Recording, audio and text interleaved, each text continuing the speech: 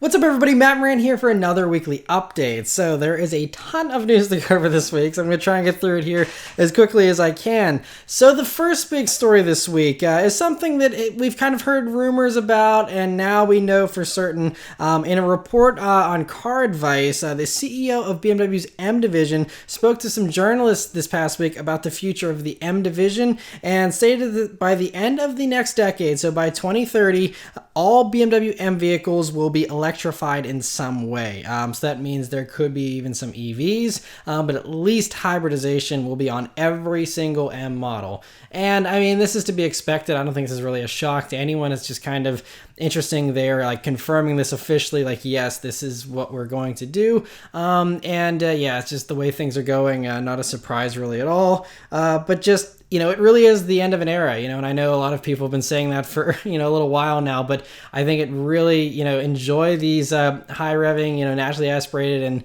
turbocharged vehicles even while we can, because, I'm not sure how much longer they will last. There'll be some type of electric component constantly, so there goes the lightweight stuff. Everything's going to be heavier and all that kind of stuff, but doesn't mean all hope is lost, because BMW M, their boss here, is still saying they want to focus on having the right, M philosophy even in these future M vehicles, despite, their extra weight or electrification. So he said they're not going to rush the adoption of the technology. Obviously we still have 12 years until 2030, but he did say that he says, look at today's electrification components. They are quite heavy, and for us as a motorsports company, overall vehicle weight and power to weight ratio is key. The basic target is not so much the components of the technology itself, it's more the philosophy.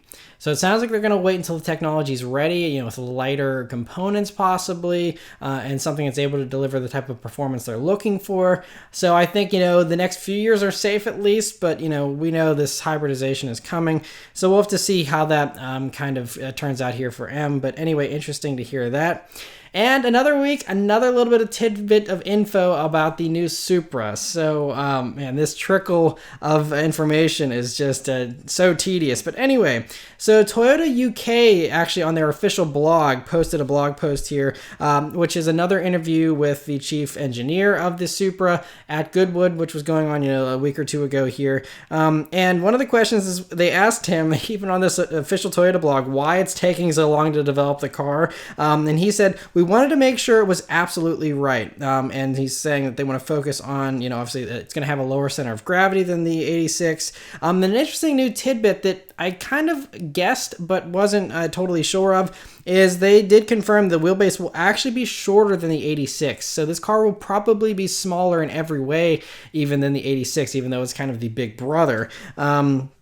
And they also said they managed to get around the same stiffness as the Lexus LFA without the fancy carbon weave that car used. Also, speaking of the big brother, Supra, they also in this interview mentioned, the engineer here mentioned that Toyota's CEO still would like to have three brothers of sports cars, with a smaller, more affordable car to slot beneath the 86.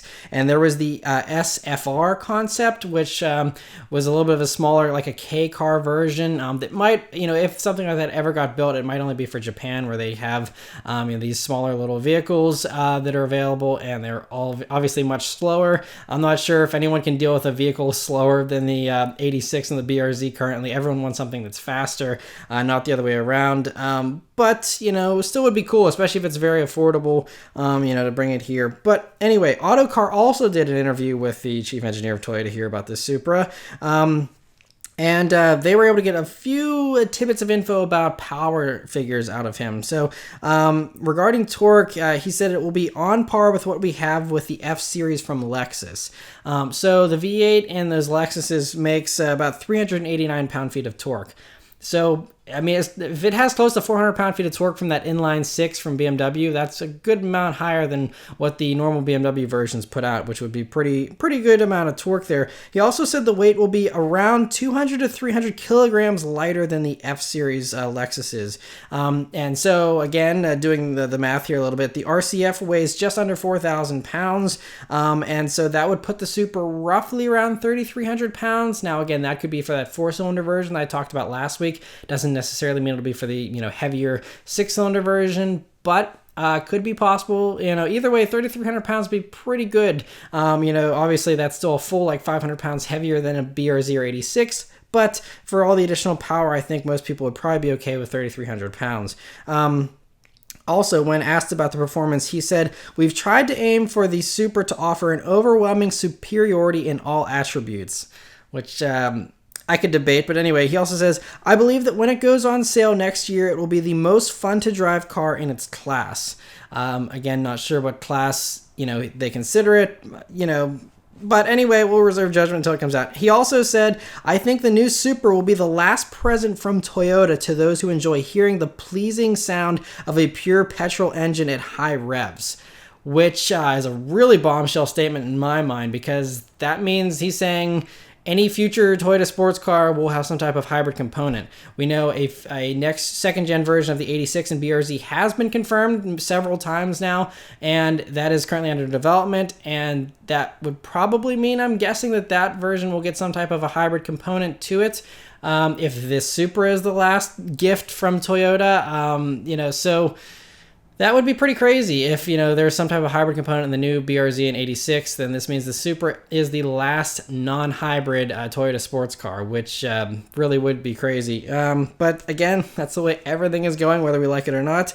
Speaking of Toyota sports cars, though, maybe that hybrid idea isn't so bad for the 86, because Toyota officially revealed this week the 2019 86 TRD Special Edition, which is basically the BRZ performance package, but that we had revealed in 2017, but the Toyota version. So it gets these new wheels with Michelin Pilot Sport 4 tires, a new body kit, which is similar to the TRD body kit on previous FRSs back in the day, especially the rear bumper there.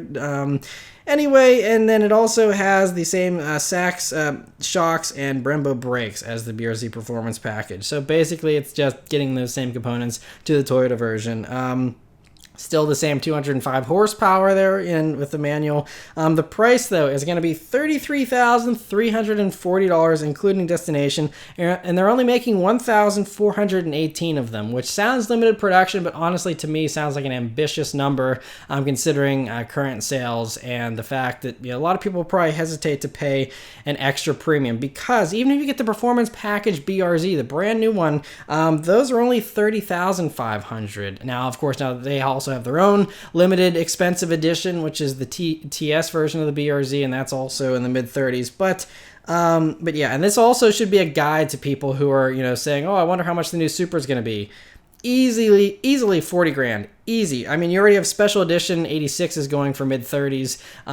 There's no way a Supra is going to be less than 40 in my mind. I mean, I'd love to be surprised, but that's just, I think what you should all prepare for. And I'm sure the fast version could be, in the 50s. But anyway, another Toyota family product that will thankfully be getting more power and, not just be more handling upgrades, which no one asked for, is the Lexus LC F. Is looking like it actually is coming. There's rumors off and on about whether or not it was going to actually happen. We know a convertible version has been confirmed for the LC, but the F wasn't totally confirmed. But this seems to confirm it. You can see here gaping front air intakes that look kind of unfinished but very aggressive. I'm sure there'll be some type of refinement to that as they continue developing it. The rear bumper also gets the signature F diagonally stacked exhaust too, which is definitely a sign this is the F version for sure, which is awesome. And according to the spy photographer's intel, Brian Williams, who provided these pictures here, it could be running a new 4-liter twin-turbo V8 engine that's supposedly under development that could do 621 horsepower is the exact number supposedly, but that's not certain. It could use some other engine. We'll have to wait and see. It also may use carbon fiber reinforced plastic to bring the weight down a lot, to make it much better handler as well, which certainly seems reasonable, but we'll have to wait and see. But anyway, hopefully that does get more power, but very cool to see.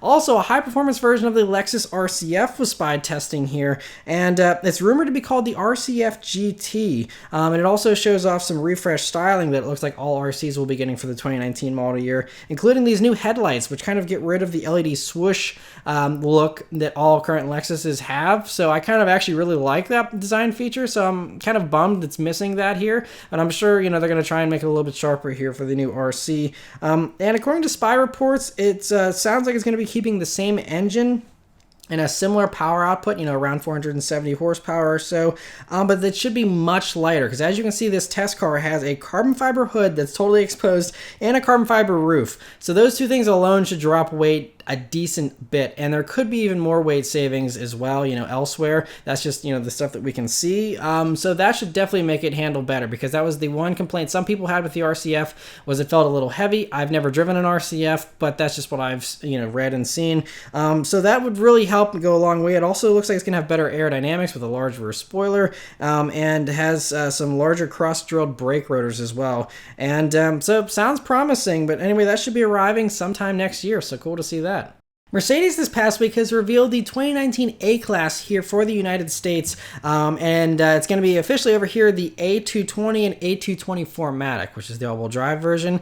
So here in the States, we only get this sedan version. We don't get the hatchback that Europe gets, and I think it looks great, especially this one. Some of the first pictures here are of the AMG line version, which has, the AMG bumpers and stuff, which looks really good. And that grille, I still love that grille on those AMGs. I think it's really cool looking. And that's of course going to hint at the future AMG versions that are coming. There's rumored to be multiple versions, and an A35, possibly an A40, and an A45. Not sure if we'll get all those here in the States, but at least one or two. And anyway, so this version here for the States is 2.4 inches shorter than the Chinese sedan version. They like having those longer back ends and roomier back seats. We don't need that, I guess, or we don't want that as much here for our markets. So we have a little bit of a shorter vehicle, but very similar styling to the Chinese version. So our version here is very similar in size to the current CLA, and there will be a next-gen CLA that's coming. This A-Class is the new base vehicle, though, at Mercedes. The CLA will be probably a little more expensive, maybe a little more powerful, and a little bit more of a coupé design. And so, speaking of power, this A220 will use a 2-liter turbocharged 4-cylinder engine that has 188 horsepower and 221 pound-feet of torque, which is less than the 208 horsepower and 258 pound-feet of torque of the current CLA, so a little bit slower than a current CLA, and I think that'll also be the edge of the CLA, is maybe a little more performance oriented. Anyway, this A-Class will be using the 7-speed dual clutch auto, same as the CLA and stuff. And so front-wheel drive base model vehicles with the 17-inch wheels are going to be getting a torsion beam rear suspension as well. But if you go for the higher trim versions of the front-wheel drive one, which have 19-inch wheels, or if you go up to the all-wheel drive version, either of those scenarios gives you the actual independent rear suspension for better handling. So that's good that, you will be able to get that. It seems like they kind of just decontented the base model for those that just don't care.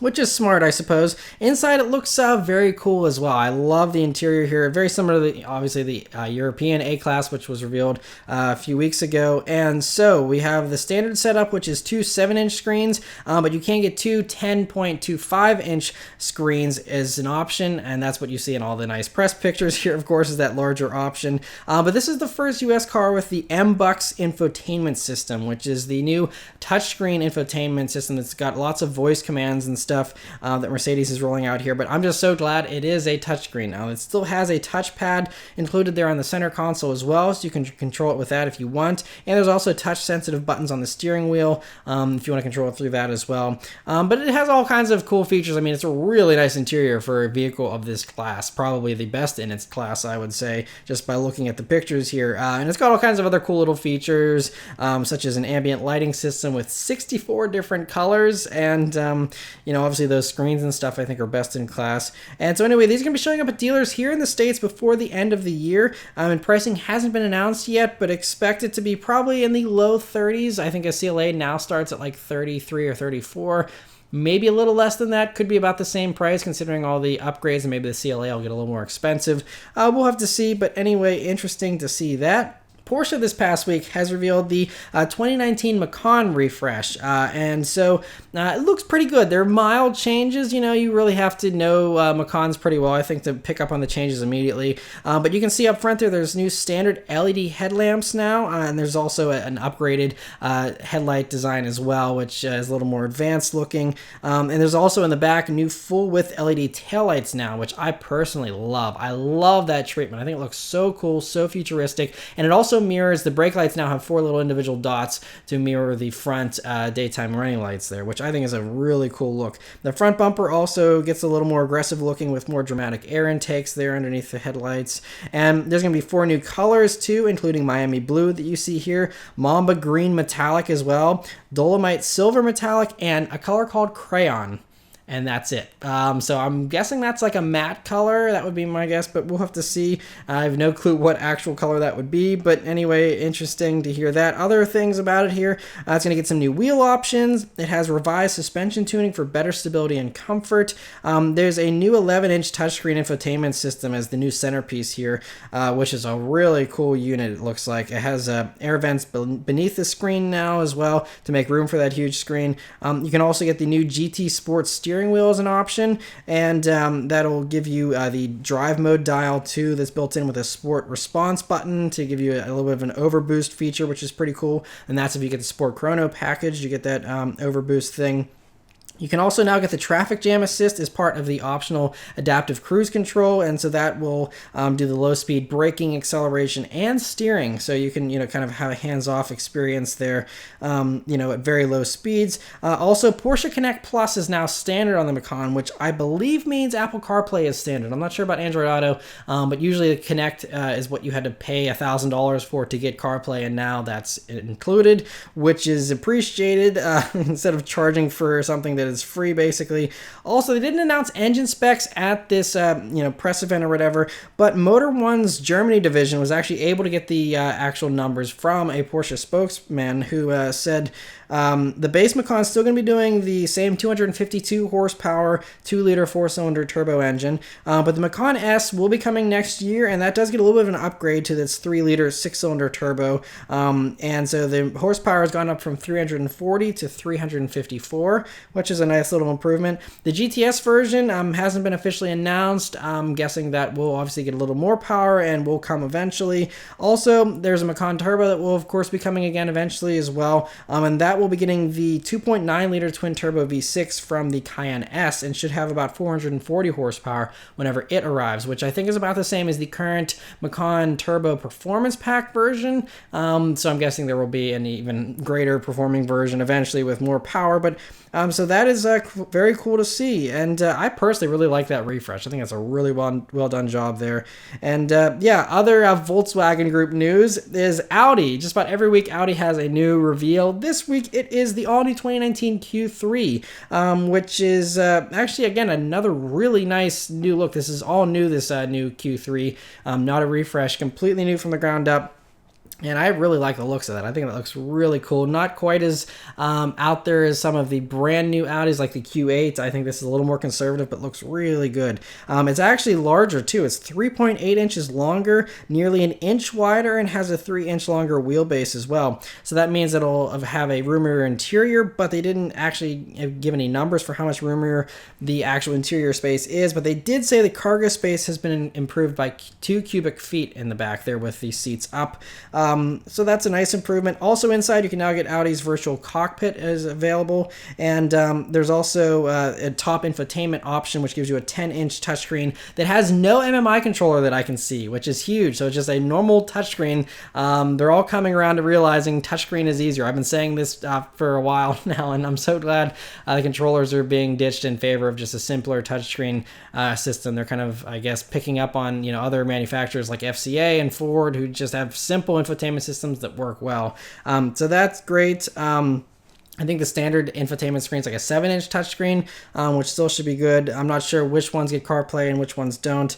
Other things here, though, it's going to be using the same 2-liter turbo as the current Q3, but the power numbers weren't announced. So I'm guessing it's going to be about the same performance as the current Q3 as far as horsepower numbers and stuff go, but not sure. One change, though, it sounds like the Quattro all-wheel drive system will now be standard on all Q3s. Here in the States, you can get it with a front-wheel drive option if you'd like as well for the old version, but I think for the new one, you'll have to get all-wheel drive, which might raise the price a little bit as well.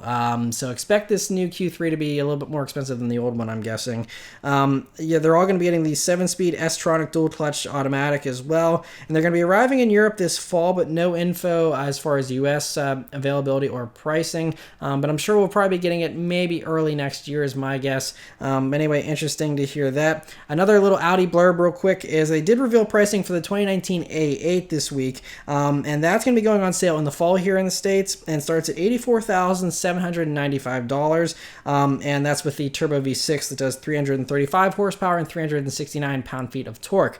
And a V8 version will be coming next summer for those that are wondering, but in the meantime, just starting with that V6, and yeah, they'll be on sale in the fall, so cool to see that. And for some supercar news, so McLaren has officially announced the name for their next Hyper GT car, they're calling it, their new hypercar really, and it used to be called the BP23, that was the development name, but the official name they've announced is going to be Speedtail, which is very cool, and this is going to be the McLaren F1 successor. That's going to be the true actual 3-seat design with a middle seat for the driver and 2 little passenger seats on each side, and it's going to have a higher top speed than the F1's 243 miles per hour, making it the fastest McLaren ever, at least in a straight line. It's also going to be the most luxurious McLaren ever, they're saying, and only 106 will be built. We already know they're all sold out, and have been sold out for a long time, I'm sure. But anyway, the little teaser video has also revealed that the official reveal of the car will be happening in October.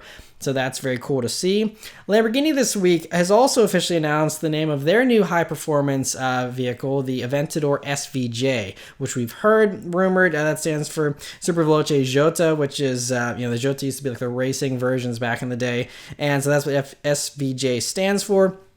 They also had a few teaser videos that were announcing various things like that it will have the best power to weight ratio, the best aerodynamic efficiency, and the best handling. But they didn't say best handling of what? Of any Aventador, of any Lamborghini, of any supercar. I have no clue. They just said the best, and that's it. So I don't know what that means. But anyway, I'm sure it'll all be revealed. They did just claim that it beat the 911 GT2 RS's time as the fastest production car around the Nurburgring at 6 minutes 44 and 0.97 seconds for its lap time. But the car looked like it was a little more race prepped. I'm not sure if those were production wheels or tires, and it did have a roll cage. It might have had other things stripped out of the interior. It doesn't look like it actually has a full headliner, minor things like that. I don't know. I think there's a little bit of debate again as to whether this is a true production car. But anyway, that's a very impressive lap time regardless. And so anyway, cool to see that. Bugatti has also revealed a new option for the Chiron this past week called Skyview, which is basically these laminated glass panels that are tinted to provide UV protection and stuff, but does give you kind of a little bit of a sunroof type of feeling, and it also gives you an extra inch of headroom. So those that couldn't quite fit in a Chiron and wanted one, now you can get this glass roof, get an extra inch of headroom, and maybe fit a little bit better. So anyway, cool to see that. Dodge has revealed the 2019 Challenger RT Scat Pack 1320, and basically this is Demon technology with the Scat Pack engine and the Scat Pack narrow body and stuff. So it adds the Demon's drag strip, all the features, like the trans brake, the torque reserve system, but it uses again the 485 horsepower, 6.4 liter naturally aspirated V8, and so it also gets an SRT tuned suspension, a 309 rear axle ratio, 41 spline rear half shafts, and 20 by 9.5 inch aluminum forged wheels with knurled bead seats to keep the tires on the wheels, which is pretty impressive. I just thought they only needed that stuff for the Demon. I didn't think this Scat Pack was putting down enough power to actually rotate the tires on the wheels, but cool they have all that stuff. And it's also got improved 4-piston Brembo brakes, they say. It's only going to be available with an automatic, considering they want to have the fastest lap times or drag strip times. And it's also actually 144 pounds lighter with the same way that they went about it in the Demon, which is decontenting. So this version only comes with a driver's seat. You have to pay $1 if you want the passenger seat added back in, pay $1 for the rear seat. They strip out the trunk liner, all that type of stuff. You got to pay $1 for each of those additional things. I think air conditioning, radio, all that type of stuff. So they basically just make this a drag strip special. If you want to have all this stuff added in, you can, but then what's the point really? It's about just stripping it out and making a race ready vehicle, which is cool. They're offering this from the factory. I think it's really awesome. And so it's gonna, with all that decontenting, it's gonna do a quarter mile in 11.7 seconds at 115 miles per hour and does 0 to 60 in 3.8 seconds, which is really impressive for only a 485 horsepower vehicle that still weighs as much as these do, even with the light weighting stuff going on. But anyway, this whole package isn't cheap. It's going to be costing $5,600 more than a regular Scat pack, so that gives a grand total starting price of $45,980, so 46 grand. But if you're curious to own one, they're going to be available early next year. So anyway, cool to see that. Ford this past week has announced that the 2019 F-150 Limited will get an option for the 3.5-liter EcoBoost V6, which it already had, but now you can get actually the one from the Raptor. And you would think maybe it's going to be detuned a little bit, but not so.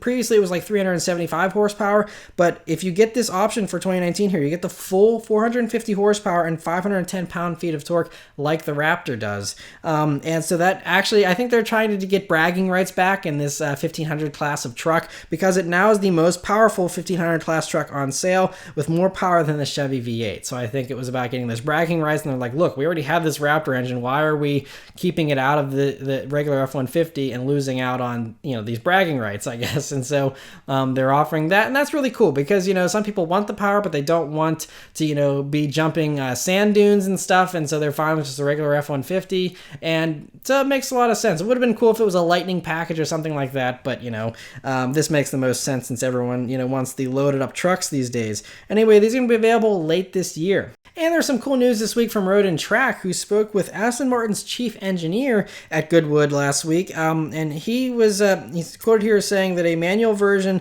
of the new V8 Vantage will be available by this time next year. I think people were expecting it to be a little sooner than that, but it's awesome they're doing a manual version of the Vantage at all. Apparently it's been a little bit of a longer and harder task than they expected, because this Mercedes-AMG 4-liter twin-turbo V8 that they use in these has never been mated to a manual transmission before. It's always been with the Mercedes automatics, and Aston Martin with the current automatic in the Vantage just kind of modified the Mercedes stuff in order to work with their own tuning and whatnot. So doing a manual is a completely ground up thing. They had to do all new software and hardware in order to make this work and figure it out, which is really awesome. They're going to the trouble, considering it'll probably not sell a whole lot. I'm hoping I'm wrong. I hope that people have a renewed interest in manuals and actually buy these vehicles and not just say they want them and then never buy them. But it's awesome they're going to all this trouble to do that. Also, there was a more sporty Vantage S that was also spied this past week, speaking of the Vantage, and you can see it has quad exhaust. Regular Vantages right now only have dual exhaust, so the quad exhaust is a clear sign this is a higher performing version, most likely the S, and should have a nice bump in power there for that V8. We do also know if tradition continues on, there will be a convertible version of the Vantage, and most likely a way to shoehorn the V12 from the DB11 into the Vantage eventually as well, but I don't think that's what we're seeing here yet. I think this is just a bumped up version of the V8, considering Mercedes offers this same motor with various tunes as well. I'm sure Aston Martin can do the same here very easily, and so cool to see they're working on that. Nissan has officially revealed the Leaf Nismo production car. They showed a concept car not too long ago, and so now we have the actual production version. It's going to be officially launching next week in Japan. So there's no word as to whether we'll actually get it here in the States, because sometimes they withhold those types of things from us. But there weren't any performance numbers given on this Nismo version either. But it's likely going to be using the powertrain from the E Plus that I talked about last week, which is going to have about 200 horsepower. and a larger battery for more range, although that amount of range wasn't given exactly what it would be. But anyway, it's going to have the more sporty styling you see with better aerodynamics, unique lighting, new wheels, a sport-tuned suspension, brakes, steering, and stability control, and a stickier Continental Conti Sport Contact 5 tires. And inside, it has an Alcantara wrapped steering wheel, carbon-like finishes, they say, for the dash and stuff, different gauges and special seat and door trim material with that red stitching you see there. And, a cool package. I mean, I think the Leaf is kind of a cool little EV, and, having the NISMO version would add a little bit more appeal to it, especially if it had more power, but, not holding my breath for that. But anyway, cool to see that, though, and hopefully we get it here in the States. And Hyundai this past week has revealed the Hyundai Kona Ironman edition, which is kind of cool. I'm a sucker for movie tie-ins. I mean, hence me buying a Bullet Mustang. But I think this is kind of, it's a special edition thing. They're saying it's going to be limited production as well. So hopefully it's not too rare. But anyway, it's just a, appearance package for the Kona. There's nothing mechanically changed. But you can see it has this unique matte black paint scheme with a metallic red roof to resemble the Iron Man suit. It has a roof that also gets a huge Iron Man decal as well. The headlights are actually unique though to this version, and they mimic the eyes of the mask of Iron Man as well, which I think is a cool little touch as well. Just makes it look a little cooler, this Kona, I have to say. There's also a unique hood trim that looks like a heat extractor vent, but it's just fake. Looks a little bit cooler there. There's also badges on the fenders and wheels, and there's even Stark Industry decals on the rear doors there. Inside, it has red accents, a Tony Stark signature, and custom gauge graphics, and even a unique heads-up display that kind of looks like the one in the mask of Iron Man, which is, I think, really cool. I don't know why. Usually I don't go for this type of stuff outside of the Bullet, but this, to me, actually seems pretty well done as far as, special editions for movies go. It's going to be available with either front or all-wheel drive, and most outlets have been reporting this as a 2018 model, but the official website for this vehicle says it's going to be available early next year. And considering the 2019 Veloster is already on sale and this vehicle will actually be coming out in 2019, I am almost certain it will at least be a 2019 model. Could even be pushed to a 2020 one, depending on how late this comes out next year. But anyway, very interesting to see that. Let me know your comments below on that package there. Hyundai was also spied testing an even smaller SUV than the Kona this past week. Thanks to Brian Williams for these spy shots here. Spy testing next to the new Kia Soul, which I showed last week. But anyway, this looks like it's going to have similar styling to the Kona, just be a little bit smaller. I don't know how much more they can squish these little SUVs though. Like, it's getting a little much. The Kona already looks like it's missing half of its rear hatch area, and this is just like scrunched even more. And the design is still not production finalized here on this prototype. You can see it's a little rough around the edges. So I don't think it's going to be coming out super soon. Maybe these won't arrive actually on dealer lots until probably closer to 2020. But yeah, I know, like, they're saying this is probably going to be positioned to replace the Accent as far as their smallest vehicles go. But I don't know how much smaller you can make an SUV. Like, they're going to be making unicycles pretty soon and calling them crossovers just because they want something so tiny. Like, do people not care about back seats at all? Just make a coupe version if you want to make something tiny, I mean, at this point, the Kona back seat's already pretty small as it is. And I mean, if you have something even smaller than that, the back seat's useless. There's no point in even having doors there. So I don't know, little mini rants, but yes, so the tiny crossovers continue. For a sad note here for a minute, Sergio Marchionne, who was Fiat Chrysler's CEO, passed away this past weekend, and it's really sad because I've enjoyed even just doing the weekly updates here over the past few years, reporting on some of the quotes and stuff. He was a very bold and blunt CEO. Some have said he was a workaholic and stuff, but I just admired how he just was no nonsense. I mean, he gave straight answers, and like, there's times I think he said, like, originally, he said you'd have to shoot me before I'd make a hybrid Ferrari or something like that, or a hybrid or an SUV Ferrari, I think is what he said. And he just had funny little quotes like that, and he a lot of times did soften up. He does have hybrid stuff. They are doing a Ferrari SUV, but he just took very bold stances on stuff in the car industry, and I thought that was really admirable, and also a little bit amusing. And so it's really sad that he's passed away here at the age of 66. Pretty young, but apparently he worked very, very hard and was a little hard on himself, I think. Other things, so he brought Fiat and Chrysler together. He was the one that spearheaded that whole merger. He saved Fiat. They were almost bankrupt. He saved them from bankruptcy. He pulled Chrysler out of bankruptcy, and now both companies and the whole organization of FCA are debt-free, which is an enormous accomplishment on its own, in addition to all the other stuff that he did, and I hope that he rests in peace.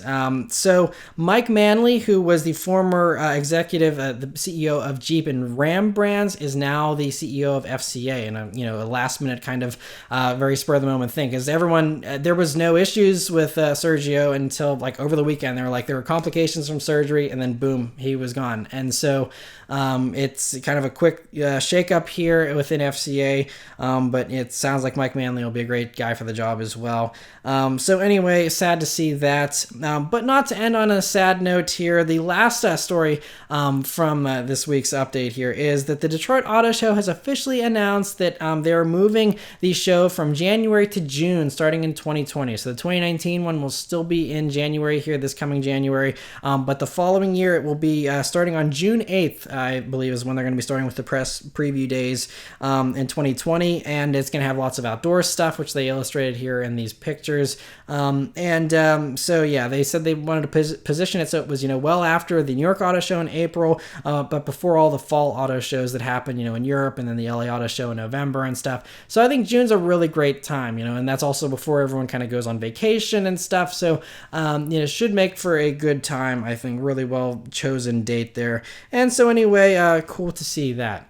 But that's it for all the news this week, guys. So let me know your thoughts on everything in the comments below. Thank you guys very much for watching, and I'll see you next time. Take care.